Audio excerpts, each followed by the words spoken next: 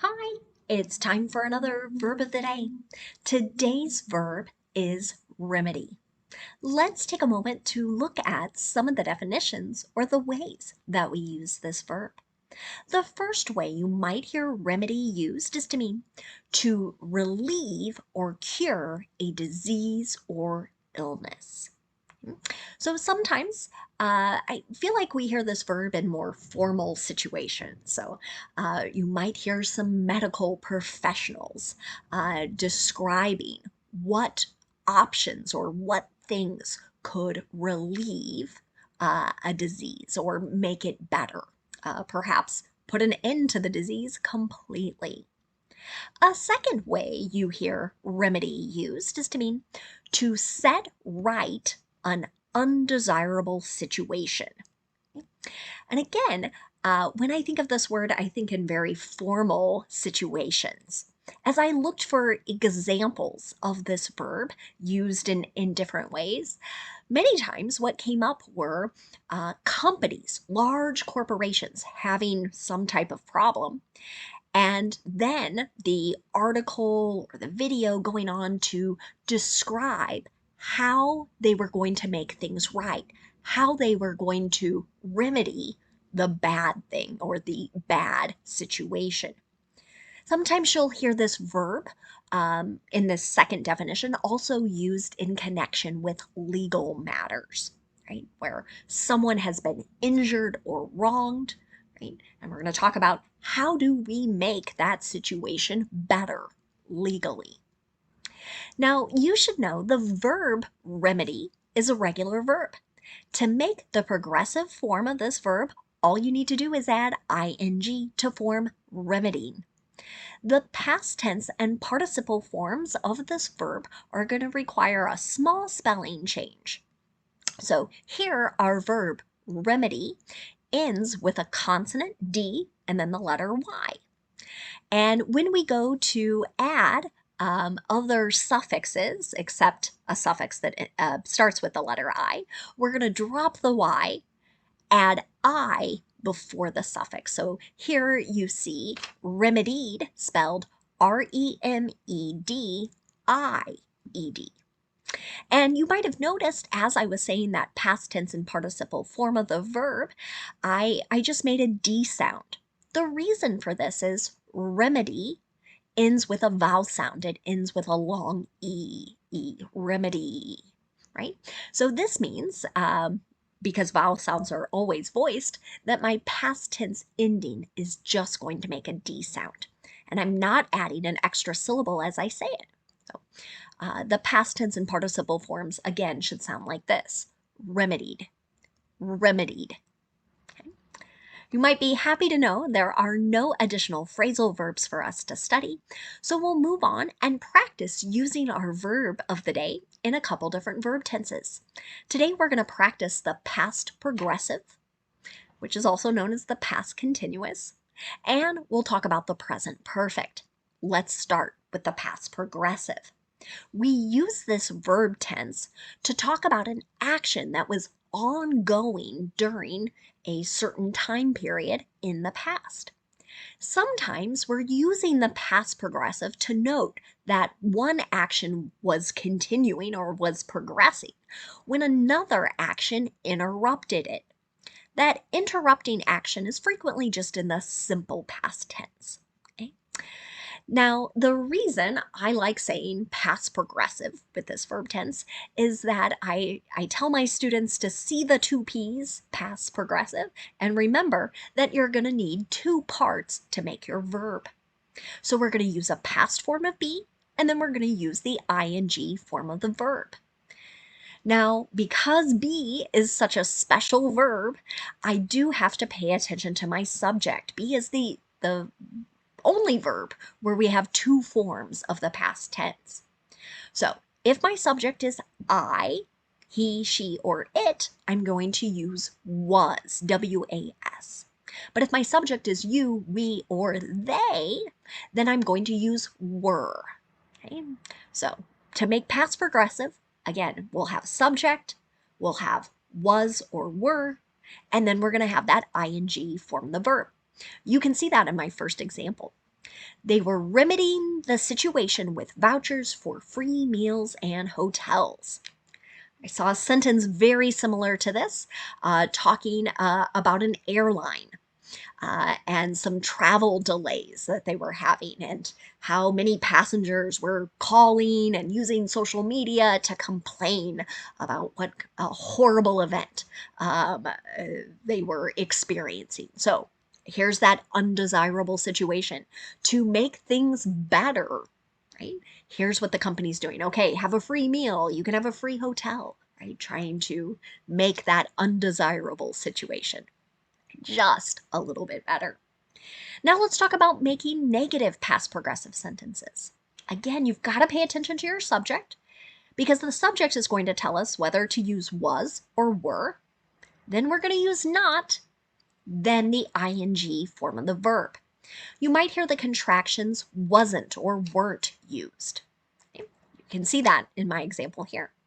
She wasn't remedying a fault in her work. So I saw a sentence similar to this describing an artist who is continuing to make adjustments and changes. The person was explaining. It wasn't that the artwork was bad, and so that's why we've got the negative there. Finally, let's look at making a yes or no question. To do this, you start with was or were, whichever form matches your subject, that subject comes next. Then you're going to see the ing form of the verb. Here's the last past progressive example.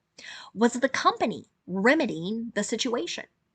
So again, I've talked about how you see this used a lot when a corporation, many times a very large company, has perhaps created a policy or done something that makes them look very bad, right? And we want to know, how are they going to fix things? How are they going to make things better? Now let's move on and talk about making sentences in the present perfect. We use this verb tense in a couple different ways. Sometimes we use it to talk about a completed action, something that occurred in the past, but at an unknown point in time. Another way we use the present perfect is to talk about an action that started in the past and is continuing into the present. To make the present perfect, I need to pay attention to my subject. If my subject is I, you, we, or they, I'm going to use have and then the participle form of my verb. But if my subject is he, she, or it, I'm going to use has and then the participle form of my verb. Here's another example sentence. GM has remedied over 20,000 units of the Chevy Bolt EV since 2002. Sorry, I'm saying the date wrong there. 2022. 2022, yes, goodness. So here, now we've got a specific example of a large company, General Motors, right? There was some type of problem, something that was causing problems in this specific model of car. Right? And so they've had to go back and improve upon that undesirable situation, the thing that wasn't working well inside the car. Now let's talk about making negative present perfect sentences. To do this, I start with my subject, I use have or has, then not, and then the participle. Let's take a look at another example. The treatments haven't remedied any of her symptoms. So this sentence is going to go back to that first definition we discussed earlier in the video. So something that's going to cure a disease or an illness, right? Make things better. Unfortunately, we've got a negative sentence here saying nothing is making things better.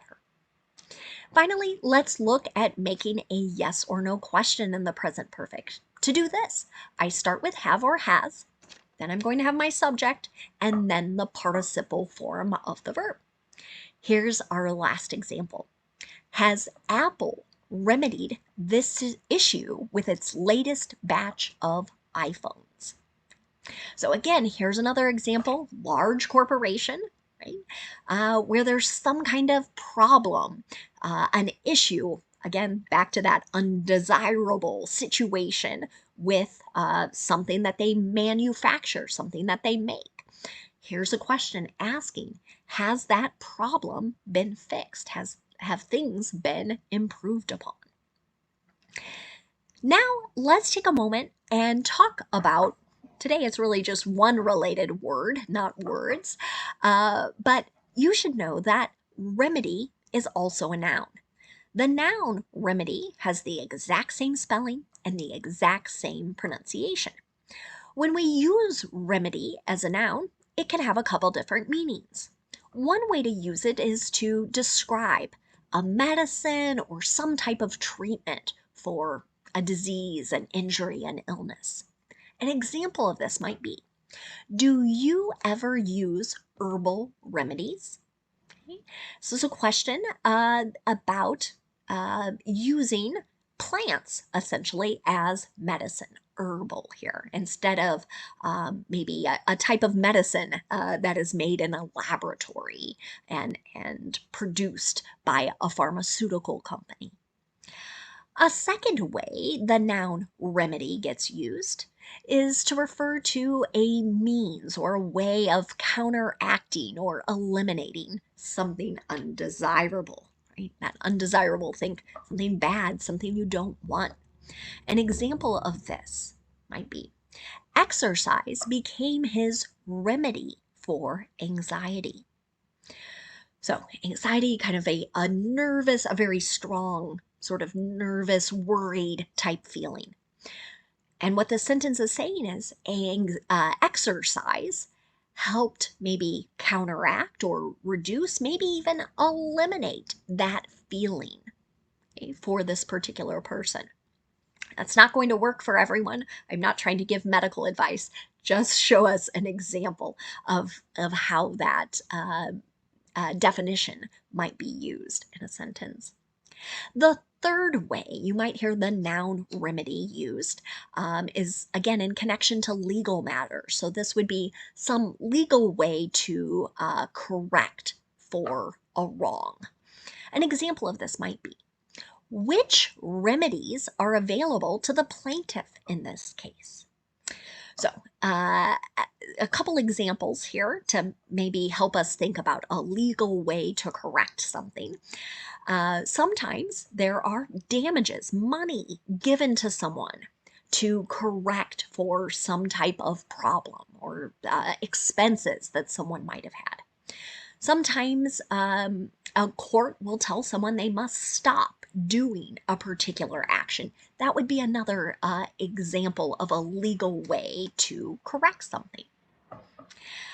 There are more than that, but we don't want to get too deep into that because by no means are we teaching people to be lawyers here in our Verb of the Day videos.